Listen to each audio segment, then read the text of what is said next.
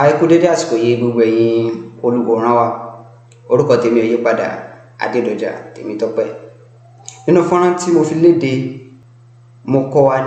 mo ṣe àtúpalẹ̀ òfin home ní táwọn olóyìnbó pè ní Homes Law. Níbẹ̀ la sọ̀rọ̀ nípa àwọn kan mẹ́ta tó ṣe kókó tá nílò láti mọ̀ tá bá fẹ́ bẹ̀rẹ̀ ẹ̀rọ ní ṣíṣe.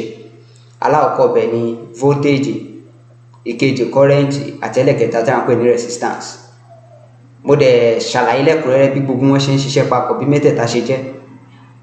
Lónìí wọ́n máa kọ́ wa lẹ́kùnrẹ́rẹ́ bí resistance ṣe ń ṣiṣẹ́ àti ohun tí a máa ń lò tí a ń pè ní resistor. Wọ́n sọ oríṣiríṣi resistor ta ní, wọ́n sọ bí a ti ń lò wọ́n, wọ́n sì sọ bí a ti ń dá wọn mọ̀. Ẹ máa bá mi ká lọ.